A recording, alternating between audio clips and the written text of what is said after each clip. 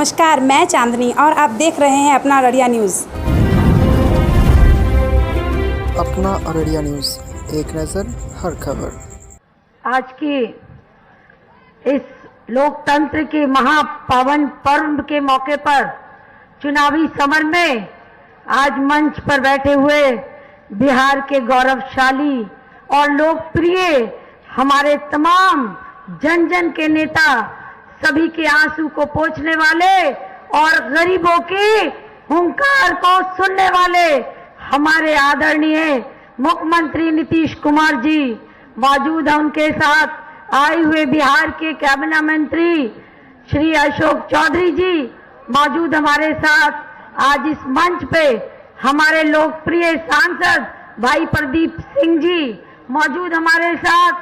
आज के इस मंच पे हमारे भाई अजय झा जी उपस्थित आए हुए बिहार से, माननीय एमएलसी साहब, तमाम मंच आसीन हमारे एनडीए के तमाम जितने उपस्थित हमारे जदयू, बीजेपी एवं हम और वीआईपी पार्टी के तमाम उपस्थित सम्मानित नेतागण एवं तमाम इस महापर्व के इस सम्मेलन में आज कोने कोने से आए हुए अररिया विधानसभा के तमाम मतदाता भाइयों, बहनों, बुजुर्गों, साथियों, सबसे पहले मैं अररिया की इस पावन धरती पर माननीय मुख्यमंत्री जी का इस अवसर पर हार्दिक अभिनंदन करती हूँ, वंदन करती हूँ और बहुत बहुत स्वागत करती हूँ। जैसा कि आप जानते हैं कि आज चुनाव का समय है और इस चुनावी मुद्दे में मैं आपके बीच एक प्रत्याशी के रूप में हमारे माननीय मुख्यमंत्री नीतीश कुमार जी ने और एनडीए के गठबंधन साथियों ने हमें आपके बीच प्रत्याशी के रूप में भेजा है। मैं आप लोगों से ज्यादा कुछ नहीं कहना चाहती। अररिया 49 विधानसभा की तस्वीर और इनकी तमाम समस्याओं को आपने भली भांति 5 वर्षों में देखा है। यहाँ बाढ़ से लोगों को किस तरह से प्रभावित होते हुए इनकी जन जन की समस्याओं में किसी भी नेता ने आपके सर पर हाथ रखने का काम नहीं किया। 5 वर्षों तक आपने कांग्रेस के नेता को जिताया। कांग्रेस के नेता ने कभी 5 वर्षों में आपको मुड़कर देखने का काम नहीं किया। मेरे भाइयों, मेरे अजीजों, दोस्तों, मैं आपसे वादा करती हूँ, अगर आपने मुझे जिताने का काम किया, मैं आपकी बहू हूँ, मैं आपकी बेटी हूँ, मैं आपकी बहन हूँ। अगर आपने मुझ पर भरोसा किया, मैं अररिया विधानसभा की तकदीर और तस्वीर दोनों बदलने का काम करूंगी। जितने भी अररिया में समस्याएं हैं, मूलभूत समस्या जो विकास की धारा हमारी सरकार ने, एनडीए की सरकार ने बहाई है, उन धाराओं से अभी भी यहाँ के लोकल जनप्रतिनिधियों ने लोगों को वंचित रखा है। मैं वादा करती हूँ कि मैं आप तक उन तमाम जो समस्याएं आप जिसके बीच जूझ रहे हैं, मैं उन समस्याओं के निदान को लेकर के सदन से लेकर सड़क तक लड़ने का काम करूंगी। आपको भरोसा करना होगा, आपको यकीन करना होगा और अपने एक एक कीमती वोट धर्म, जाति, बरादरी से ऊपर उठ करके आपको तीर के बटन को दबा करके आपको पुनः माननीय मुख्यमंत्री नीतीश कुमार जी को बिहार के मुखिया बनाने में अपना सहयोग प्रदान करना होगा। मैं आप लोगों से ये कहना चाहती हूँ कि बिहार में जो विकास की धाराएं बही हैं, वो हमारे माननीय मुख्यमंत्री नीतीश कुमार जी ने बहाई है। आप शिक्षा के क्षेत्र में, यातायात के क्षेत्र में, बिजली के क्षेत्र में कोई ऐसा क्षेत्र नहीं है जहां मुख्यमंत्री नीतीश कुमार जी ने अपनी योजनाओं का लाभ लोगों तक नहीं पहुंचाया है। सभी वर्गों, सभी समुदायों, सभी जात, सभी धर्म के लोगों के बीच उनकी योजनाएं पहुंचने का काम किया है। हम आपसे बस विनती करते हैं, अपील करते हैं, शगुफ्ता अजीम आपकी बेटी है, आपकी बहू है, आपको भरोसा करना है और तीर के निशान पर अपना मुहर लगा करके, अपना बटन दबा करके अपने क्षेत्र की सेवा करने का अवसर मुझे देने का काम करेंगे। इन्हीं चंद शब्दों के साथ पुनः आए हुए हम अपने तमाम अतिथियों का, तमाम माननीय मुख्यमंत्री जी का, पुनः एक बार मंत्री जी का अपने सांसद प्रदीप सिंह जी का, जो हमारे सांसद हैं वो दिन रात मेहनत कर रहे हैं कि अररिया विधानसभा की जीत के लिए वो पूरी संघर्ष करना शुरू कर दिए हैं। मैं उनका भी आभार प्रकट करती हूं और आप लोगों का बहुत बहुत बहुत दिल से आभार प्रकट करती हूं इन्हीं चंद शब्दों के साथ। जय हिंद, जय भारत, जय एनडीए।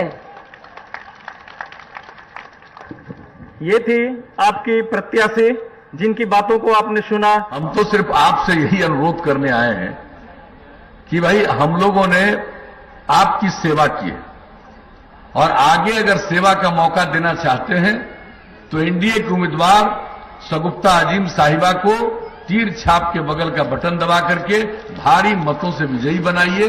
यही आप सब लोगों से हम अनुरोध करेंगे। और एक बात आप जान लीजिए, जो हमारे साथियों ने बता दिया है, हम लोगों ने समाज के हर वर्ग के लिए काम किया है, बिहार के हर इलाके के विकास के लिए काम किया है, न किसी इलाके की उपेक्षा की है, न समाज के किसी तबके की हम लोगों ने उपेक्षा की है। और जो किनारे पर थे, हाशिए पर थे, उनके लिए तो और विशेष पहल हम लोगों ने की। आप जरा देख लीजिए, महिलाओं को क्या सम्मान मिलता था पहले, कितनी कम जनप्रतिनिधि हुआ करती थी। जब हम लोगों को मौका मिला तो हम लोगों ने महिलाओं को 50% का आरक्षण दिया। पंचायती राज संस्थाओं में, नगर निकायों में 3 बार चुनाव हुआ। आप देखिए कितनी बड़ी संख्या में महिलाएं जनप्रतिनिधित्व का काम कर रही हैं और कितना अच्छा हुआ है। उसी तरह से अनुसूचित जाति के लिए 16%, अनुसूचित जनजाति के लिए 1% और अति पिछड़े वर्ग के लिए हम लोगों ने 20% का आरक्षण दिया। और अति पिछड़े वर्ग में सब शामिल हैं, कोई एक धर्म नहीं, सभी के लोग शामिल हैं। और अब देख लीजिए, सबको सम्मान मिला और कितनी बड़ी संख्या में लोग जिम्मेवारी निभा रहे हैं। उनकी भी इज्जत हुई, उन्होंने समाज की भी इज्जत की है। तो हम लोगों को जो मौका मिला, और जो लोग भी हाशिए पर हैं, अब आप समझ लीजिए, जब लोगों के शिक्षा का काम देखा तो सबसे पहले हम लोगों ने जो देखा कि भाई ये जो स्कूल के बाहर रह जाते हैं, प्राथमिक विद्यालय के आगे तो बाहर रहते हैं, वो तो जान रहे हैं, लेकिन प्राइमरी स्कूल से भी बाहर रह जाते हैं और उनकी संख्या 12.5%।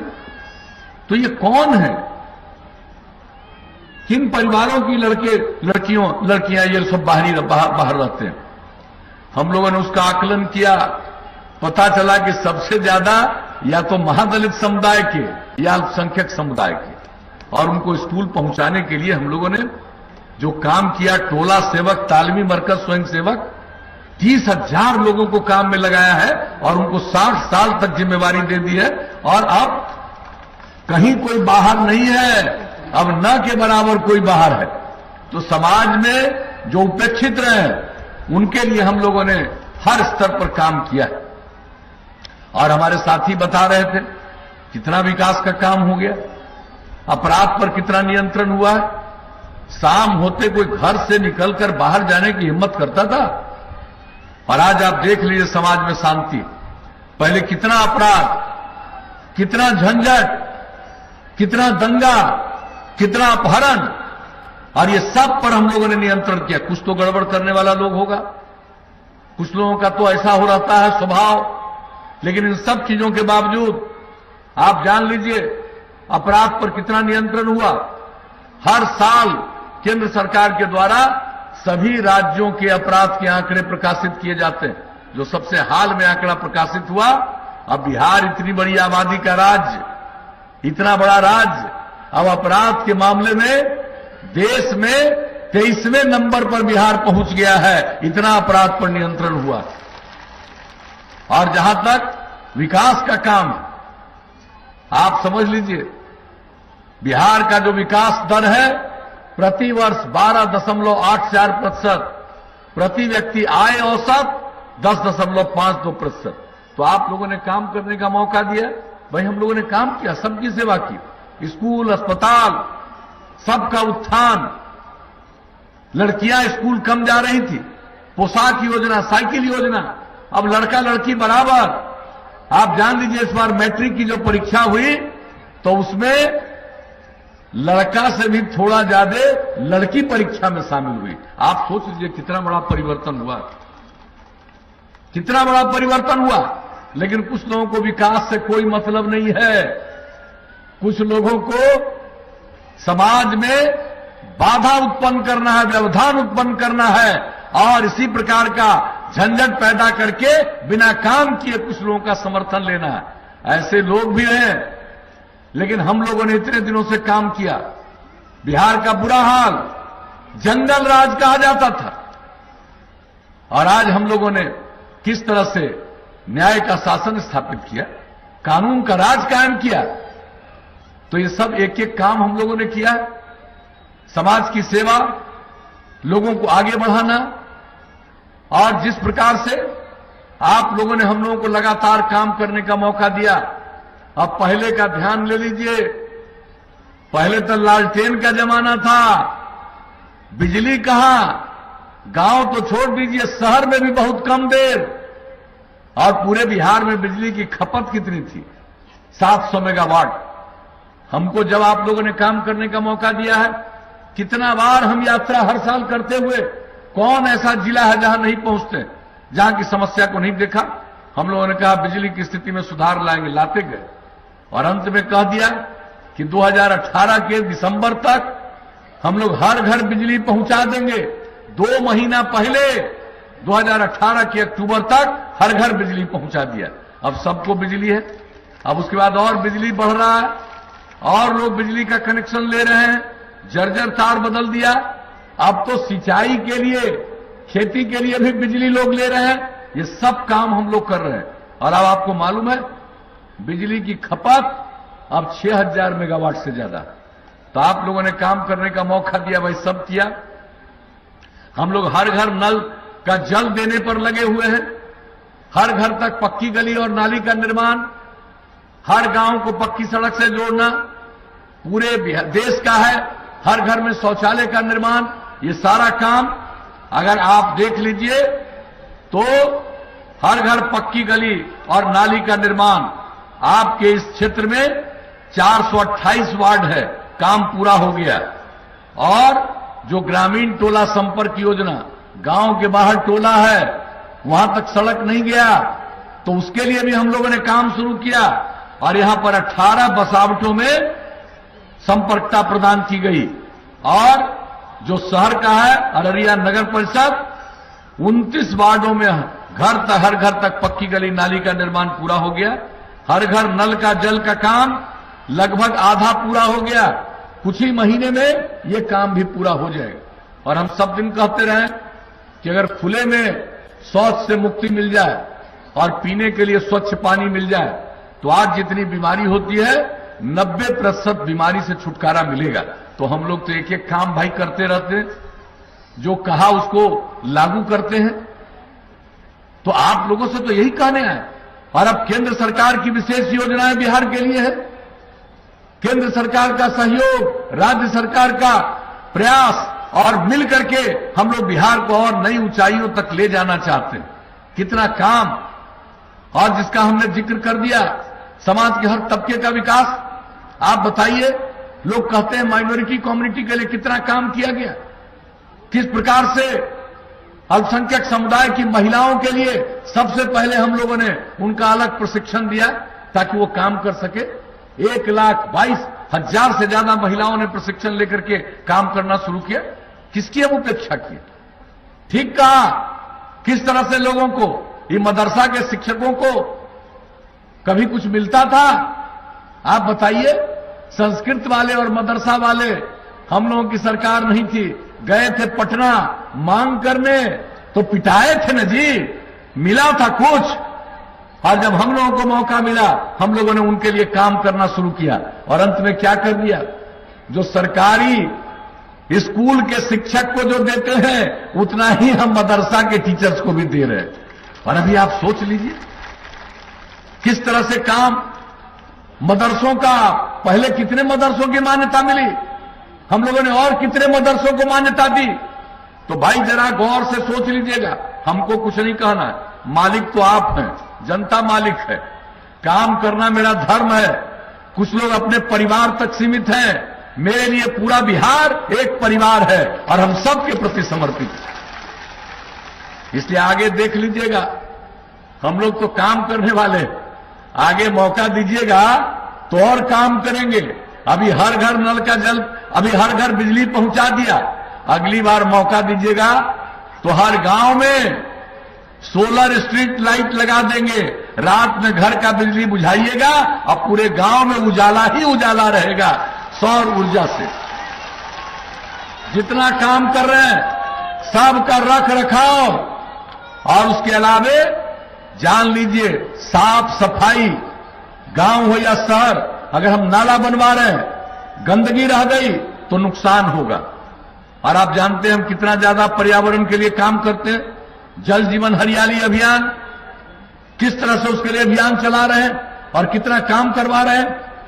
जब हमने आप लोगों का आह्वान किया 19 जनवरी को 5 करोड़ 16 लाख से ज्यादा लोग मानव श्रृंखला में शामिल हुए। ये काम कर रहे हैं पर्यावरण के लिए, क्लाइमेट के लिए। अगर हम शहर और गांव में साफ सफाई का इंतजाम नहीं करेंगे तो पर्यावरण का संकट और उत्पन्न होगा। इसलिए अगली बार एक एक काम हम लोग इस तरह का करेंगे, हर प्रकार से। हर खेत तक सिंचाई का पानी पहुंचा देंगे, हर गांव तक सड़क तो पहुंचा ही दिया, हम लोगों ने मन बना लिया। अब गांव की और इच्छा होगी कई गांवों को जोड़ते हुए और नया सड़क बनवाना है, वो भी सड़क हम लोग बनवा देंगे, चिंता मत करिएगा। पुल पुलिया सबका निर्माण, और जितना शहर और बाजार है काम तो हम लोग कर ही रहे हैं। सब लोगों ने जिक्र कर दिया कितना चौड़ीकरण केंद्र सरकार के द्वारा जो सहयोग दिया जा रहा, 50,000 करोड़ रुपए से ज्यादा का सहयोग, और राज्य सरकार अपनी तरफ से भी सारा काम, तो कुल मिलाकर के कितना बड़ा काम हो रहा। और उसके अलावे कोई बाजार, कोई शहर छूटेगा नहीं, सब में हम लोग बाईपास बनावेंगे। और जहां बाईपास का जमीन नहीं मिलेगा वहां सड़क के ऊपर सड़क, फ्लाईओवर बनवा देंगे, किसी को दिक्कत नहीं आए। तो अभी तो हमने संक्षेप में कहा हम लोग तो आपके लिए रोजगार का अवसर बढ़ाएंगे, बहुत ज्यादा अवसर बढ़ाएंगे। नई टेक्नोलॉजी, उसका प्रशिक्षण युवक और युवतियों को कराएंगे ताकि लोग काम करें और किसी को मजबूरी में बिहार के बाहर काम करने के लिए नहीं जाना पड़े। यही रोजगार का अवसर। नई औद्योगिक नीति हम लोगों ने बना दी है। अब बाहर का कुछ लोग आके काम करेगा, अपने लोगों को बाहर जाने के लिए मजबूर नहीं होना पड़ेगा। इतना रोजगार का अवसर पैदा करेंगे। कुछ लोगों को कोई ज्ञान नहीं है, ऐसे ही कह देगा नौकरी फोकरी का बात। राजपाट जब मिला था तो कितना को नौकरी दिए थे?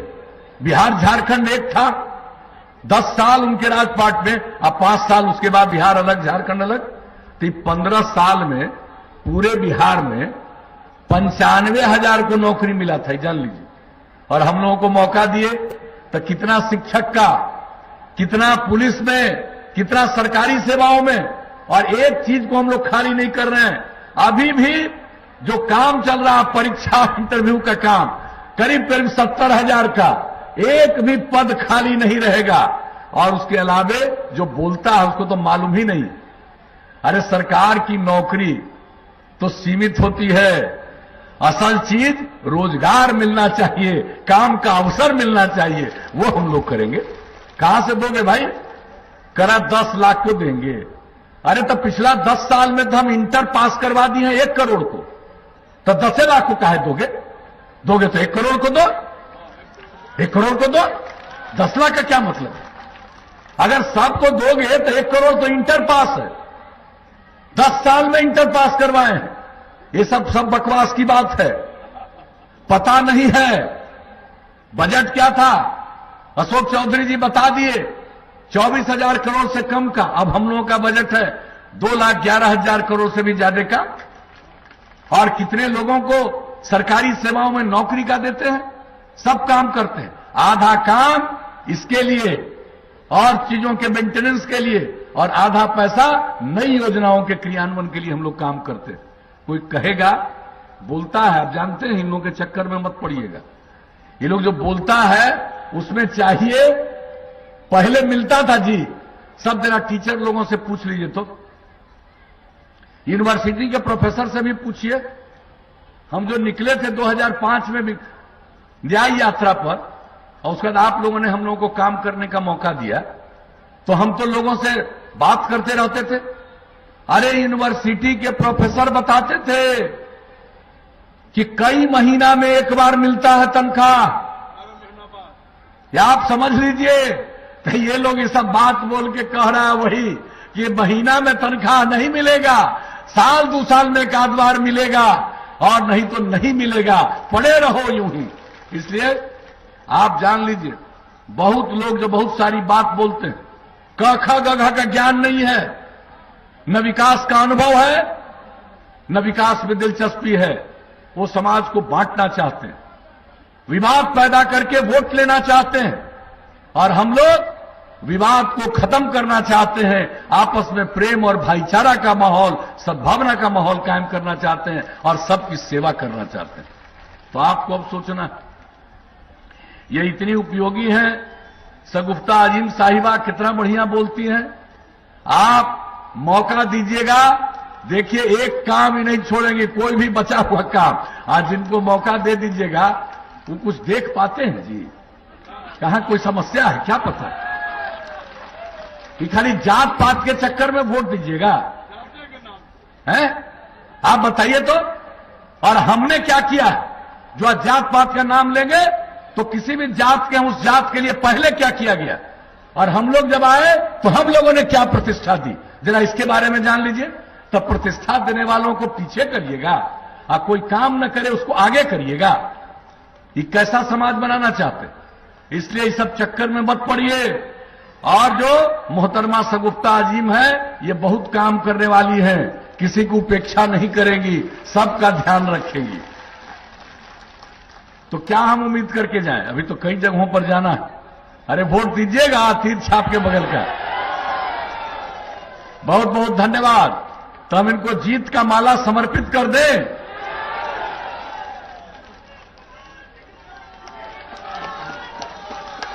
तो आप लोगों की सहमति से हमने इनको जीत का माला दे दिया। अब 7 तारीख को सब लोगों से प्रार्थना है कि एक एक वोट जाकर दीजिएगा। और बहनें यहां बैठी हुई हैं, देखिए भाई, हम आपके लिए जो करते रहते हैं, आई भी आप ही के बीच की हैं। इसलिए सवेरे 7 तारीख को पहले जाके वोट दे दीजिएगा, तब आके घर में खाना बनाइएगा, खाइएगा, और घर के बाकी लोगों को कहिएगा जाके वोट देके आओ, तब खाना खिलाएंगे। और तब इस तरह के योग्य सुयोग्य महिला को विजयी बनाइएगा, और इस इलाके के विकास के लिए, जिले के विकास के लिए, और बिहार के विकास के लिए, और समाज के हर तबके के उत्थान के लिए ये काम करेंगी। हम इनको अच्छी तरह जानते हैं, मुझको पूरा भरोसा है। तो इन्हीं शब्दों के साथ आपने आश्वस्त किया, इसके लिए मैं आप सबको पुनः धन्यवाद देता हूं, अभिनंदन करता हूं, और आगे की सभा में जाने की इजाजत चाहता हूं। विधानसभा चुनाव के जो अभी ये चल रहा है, यहाँ हम लोग पहुँच चुके हैं मैडम जी के पास, गुप्ता जी के पास। यहाँ देखी जा रही है, इनसे बात करते हैं, जो जनता चाह रही है इनके लिए, जो जनता के बीच ये आ रही है। और इनकी खास बात ये जानते हैं कि ये जो चुनाव लड़ रहे हैं, यहाँ पर जो देखी जा रही है कि विकास के जो जनता चाह रही है, विकास के मामले में इनसे जानते हैं विकास के लिए क्या कर रहे हैं, और विकास के लिए क्या मुद्दा उठाएंगे, इसके बारे में जानते हैं। जी, सबसे पहले आपका बहुत बहुत धन्यवाद। रहा सवाल जनता के समस्याओं का और विकास के बारे में, तो आप भली भांति जानते हैं कि मैंने 20 वर्ष राजनीति क्षेत्र में काम किया है, जिसमें 10 साल मुझे मिले हैं अवसर जिला परिषद अध्यक्ष के हैसियत से काम करने का। मुझे पता है कि हमारे किस विधानसभा में क्या समस्याएं सबसे ज़्यादा जटिल है। इसलिए मैं अररिया 49 विधानसभा की अगर विकास की बात करूं, तो सबसे पहले यहाँ पर बाढ़ के निदान के लिए, बाढ़ से जो हमारे हर साल किसान भाई हमारे जो लोग प्रभावित होते हैं, तो ये सबसे बड़ा मुद्दा है बाढ़ का।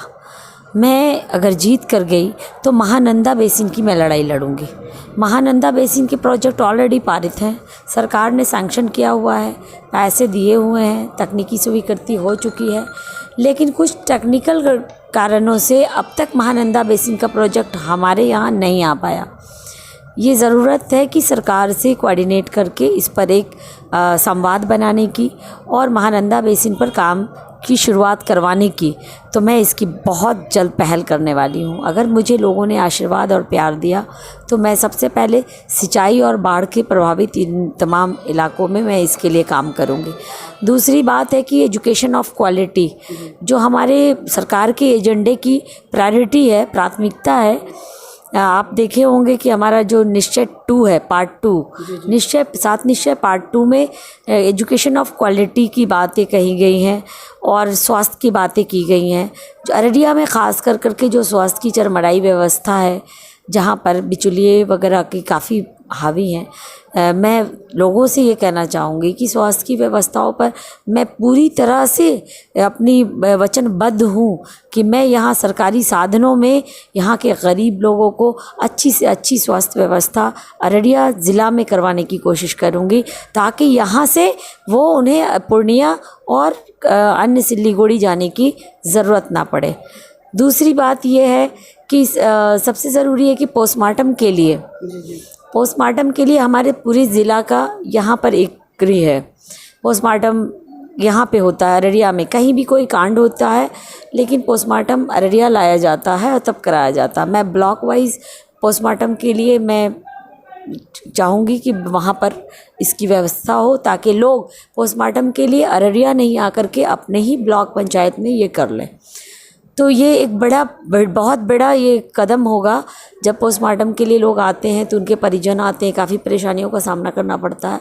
तो ये ब्लॉक लेवल पर जब गृह होंगे तो निश्चित तौर पर लोगों को राहत मिलेगी। तीसरी के जो महिलाओं की उत्पीड़न का मामला है, महिलाओं से जो रिलेटेड मामला है, इस मामले पर महिलाओं सशक्तिकरण की दिशा में सरकार भी काम कर रही है।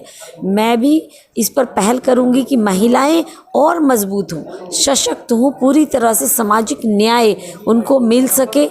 ऐसे भी मुख्यमंत्री नीतीश कुमार ने उन्हें सामाजिक न्याय और उन्हें राजनीतिक न्याय से उनको दिया है उनका हक, और मैं चाहूँगी कि उनको और भी आगे बढ़ने की प्रेरणा मिले।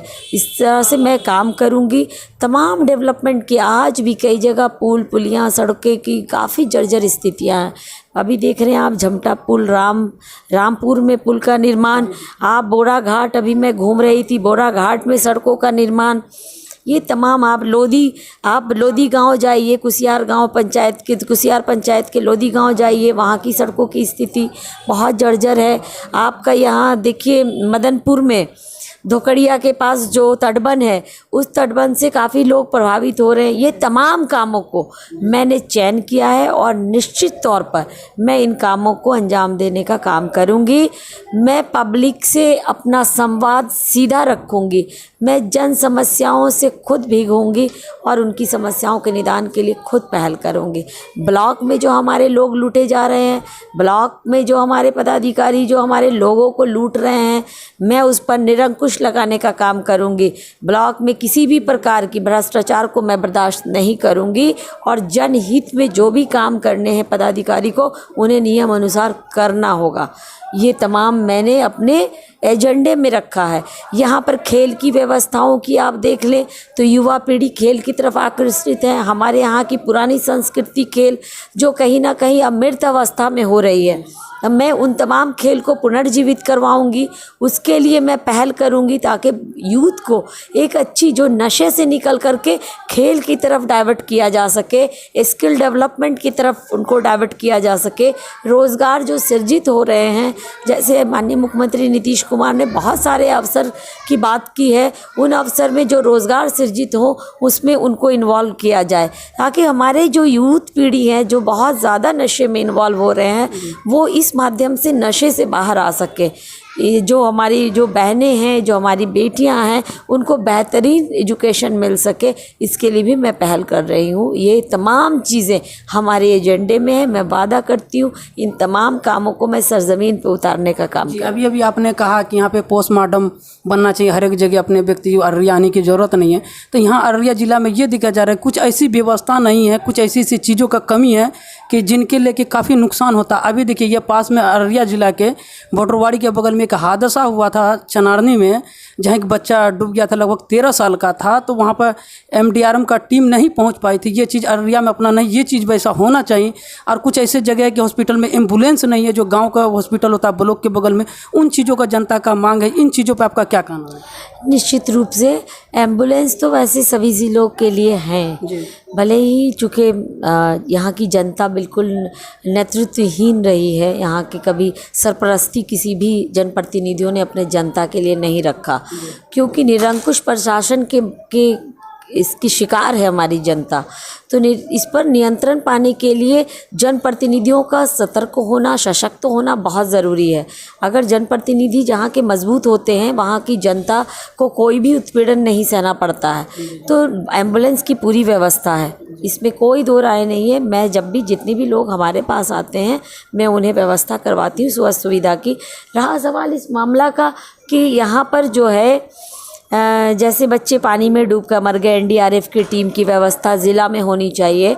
निश्चित तौर पर मैं इस पर पहल करूंगी। मैंने कहा ना कि बाढ़ और सिंचाई के निराकरण की, इसके अलावा मूलभूत समस्याओं पर मैडम यहाँ देखा जा रहा है ये चीज़ कि यहाँ अररिया जिला काफ़ी तटवन इलाके में आया जा रहा है, काफ़ी इन चीज़ों पे बात करते। निश्चित तौर पर ये जब तक महानंदा बेसिन की लड़ाई नहीं लड़ी जाएगी, महानंदा प्रोजेक्ट जब तक नहीं आएगा तब तक। और रहा सवाल छोटे मोटे तटबंध का, बांध का, तो ये काम, बांध और तटबंध के काम जब तक नहीं होते हैं, यहाँ के लोगों की परेशानियाँ इसी तरह बनी रहेगी।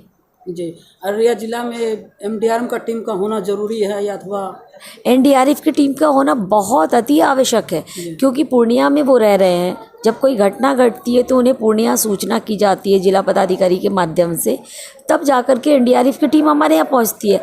ऑलरेडी जब पटना में, अगर पूर्णिया में कोई घटना होती है तो वो वहाँ, मतलब इतनी कम तादाद में है हमारे पास ये तंत्र कि वहाँ पर जब घटना होती है तो पहले वहाँ प्रायोरिटी दी जाती है, तब अररिया को दी जाती है।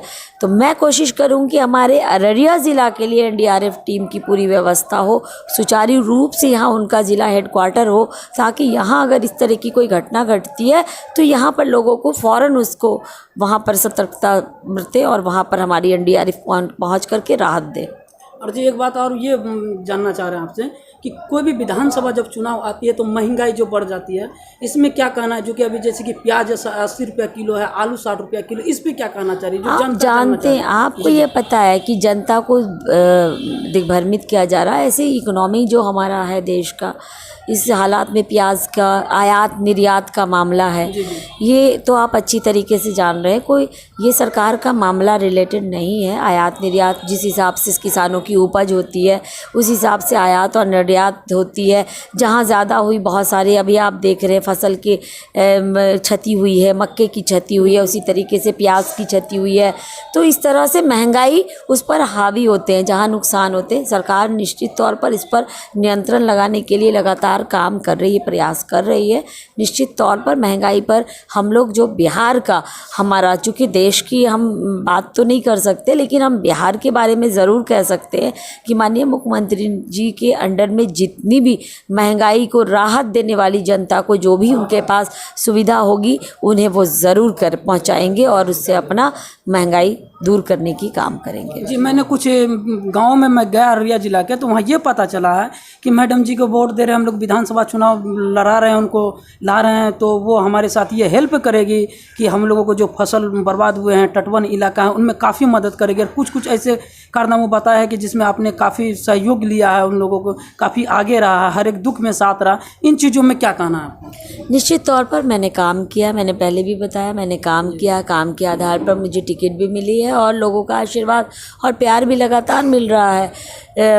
मैं इस पर कोई जनता के पर एहसान नहीं कर रही। जनता ने मुझे पहले भी आशीर्वाद दिया है, जिला परिषद की हैसियत से दिया, तो हमारा फ़र्ज़ बनता है कि मैं जनता की हर समस्याओं में मैं उनके साथ रहूं। मैं बाढ़ में ट्रैक्टर से लेकर के NDRF टीम के लेकर के तमाम राहत कार्यों में मैंने अपना भागीदारी सुनिश्चित कराया है।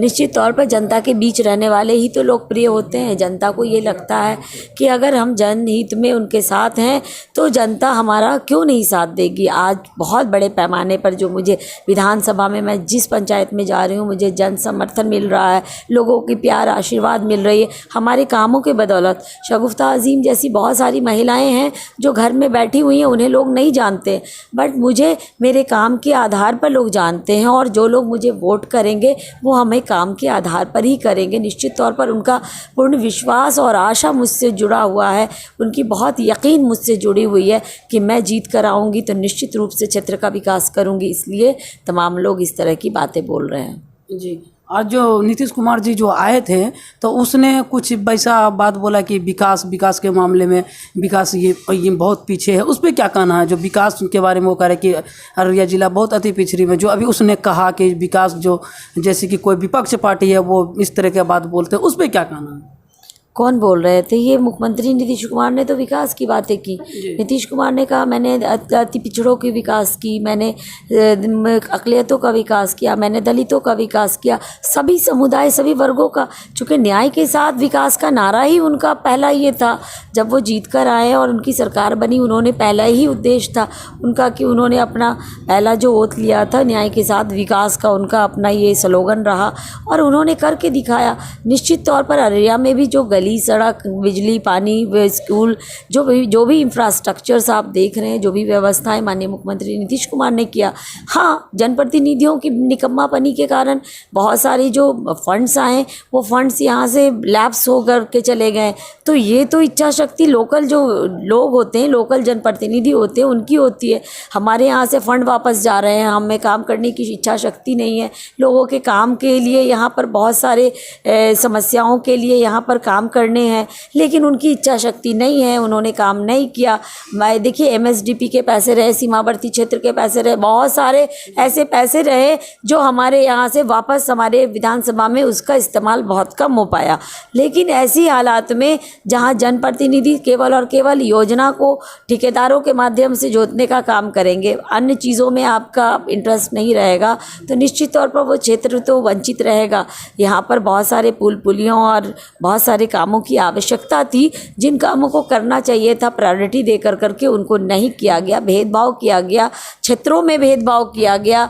तो इस हिसाब से भेदभाव के हिसाब से काम करने वाले लोगों ने काम अगर किया है तो मुख्यमंत्री तो अपने फंड ही दे सकते हैं, वो यहाँ पर ज़मीन पे तो खड़े होकर काम नहीं करेंगे। काम तो मुझे करना है या जिस प्रतिनिधि को चुना जाना है वो काम करेंगे।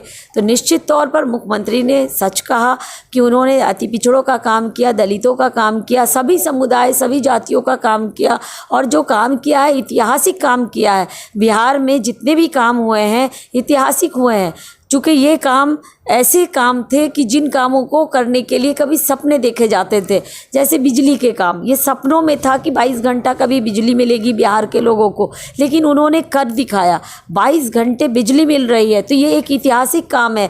आप समझ सकते थे कि सामाजिक न्याय की बात कहने वाले लोग, सामाजिक न्याय की मुद्दे पर लोग वो अपना वोट लेते थे, लेकिन उनकी विचारधारा सामाजिक न्याय की नहीं थी। मुख्यमंत्री नीतीश कुमार ने सामाजिक न्याय को धरातल पर उतारा, उन्होंने महिलाओं की भागीदारी सुनिश्चित की और सामाजिक न्याय को आपको दिखाया कि सामाजिक न्याय कैसे होता है। आज जितनी महिलाओं की भागीदारी राजनीति क्षेत्र में उन्होंने दिया है, किसी भी पार्टियों ने इतनी भागीदारी महिलाओं की नहीं दी। 50% आरक्षण माननीय मुख्यमंत्री नीतीश कुमार ने दिया। तो ये तमाम चीज़ें एक ऐतिहासिक काम के रूप में उन्हें जाना जाए, उन्हें हमेशा याद किया जाएगा कि जो उन्होंने किया है बिहार के लिए, बिहार वासियों के लिए। आप देखिए बेटियों की आज नौकरियों में 33% महिलाओं के लिए आरक्षण, ये कम बड़ी बात नहीं थी, ये एक साहसी कदम था। तमाम जैसी जो आपके पुलिस विभाग की बहाली हुई या अन्य जो डिपार्टमेंट में बहाली होनी है, शिक्षक नियोजन होनी है, उसमें 50% उन्होंने महिलाओं के लिए दिया। बहुत बड़ा उन्होंने सामाजिक न्याय का काम किया है, ये इससे कोई इनकार नहीं कर सकता। जिन्होंने काम नहीं किया वो आते हैं सिर्फ लोगों को डराने के लिए, सिर्फ बरगलाने के लिए, गुमराह करके वोट मांगने आए हैं। लेकिन हम लोग तो काम के नाम पर ही वोट मांग रहे हैं। तो मेरा जो मकसद है काम करना है, आगे भी काम करना, बिहार को इसी तरह आगे बढ़ाना है, शिक्षा को आगे ले जाना है, स्वास्थ्य को आगे ले जाना है, राजनीति के क्षेत्र में जिनकी भागीदारी जिन लोगों की नहीं हो पाई है, जिस वर्ग को वंचित रखा गया, उन्हें भी आगे ले जाना। तो ये तमाम चीज़ें मुख्यमंत्री नीतीश कुमार कर रहे हैं और आगे भी अगर मौका जनता ने दिया तो वो करते रहेंगे। अपना अररिया न्यूज़ को like, comment, share and subscribe करना ना भूलें। शुक्रिया।